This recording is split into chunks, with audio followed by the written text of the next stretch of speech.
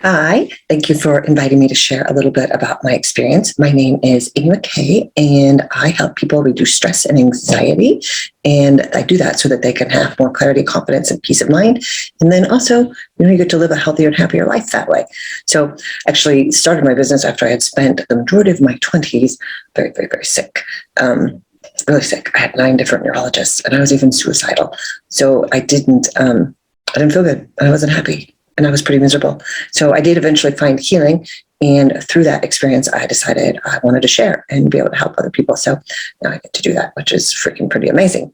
So I realized that young people have probably some of the same issues that, I went through when I was in my 20s, and then some other ones. I have a 19-year-old daughter, and I do realize that watching her, also going through a pandemic, there are a lot of different things that you experience, but I do know there's some common ground and some common, things you can do that are definitely of help. So I realize anxiety is a big deal, that dealing with the pressure of adults wanting you to make decisions that maybe you're not ready for, or having some uncertainty in the world.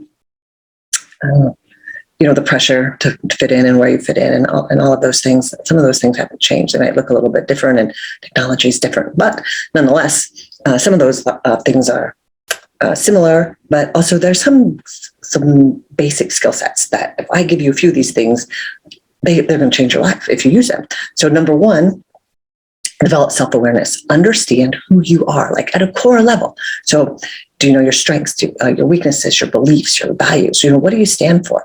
I want you to be authentic in everything that you do. And you have to know and understand who you are in order to do that. And it's a magnificent thing. And if you want to be confident, know who you are. Because if you're walking around pretending to be somebody else or trying to please somebody else, then you won't get, you won't have the confidence and you won't live authentically. You won't be happy or healthy. Eventually you'll end up sick as well. So that's number one. Number two is to know your emotional processes.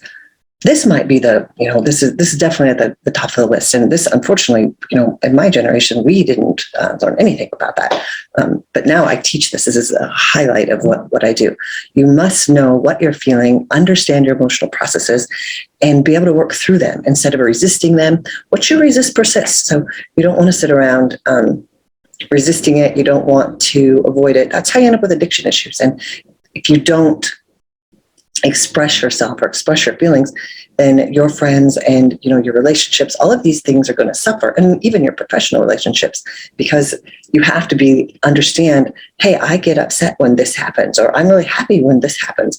Be able to make a conscious decision based off that. And emotions will wreak havoc on your body, and again, they can create disease and it can create a lot of chaos. So understanding your emotional processes. There's a phrase we use, name it to tame it. So instead of emotionally being reactive, you want to consciously choose. So when you understand yourself and you understand emotional processes, you're going to make better decisions. All those things you're worried about, you don't have to worry about, and if you're stuck in the past, that's regret. And if you're worried about the future, that just causes anxiety. You don't need to do that.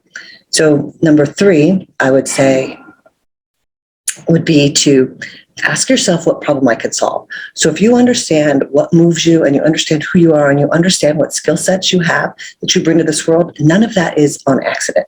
None of it. It's this amazing thing that you know things and love things and have these natural abilities. Now use them to change the problems that you see in this world. And especially lately, we see all kinds of things. So use it for good, and what you resist persists. So don't go waging war on something. You don't fight for peace, you peace for peace. So don't wage war. Go use your stuff and go do good with it. And then the last 2 things would be to be kind and to be present. So to be present, I mean to be fully in the moment. Instead of being on your phone, or instead of somebody else being on their phone when you're communicating with them, be here now. Be grounded in your body and with your thoughts and your emotions.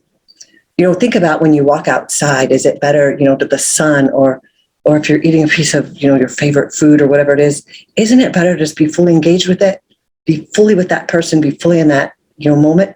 And again, it comes back to, you're not living in the past, you're not living in the future, and you're right here now. And that's what matters most. The greatest gift you can give to the world is a gift of your presence. And then the last thing is simple: be kind. Be kind always, always, always, always be kind. There's never a reason not to. This will save you so many headaches and regrets. I mean, you don't have to worry about saying you're sorry all the time. And you know what? If you like, we all mess up, and I'm 47 years old and I still mess up and I have to say I'm sorry. But at least you recognize it and you do something kind about it and say, how can I fix it? Say you're sorry and do something about it. So those are my tips. Know yourself, know your emotions, use that stuff to change the world, to make it a better place, and always be present and always be kind. Good luck.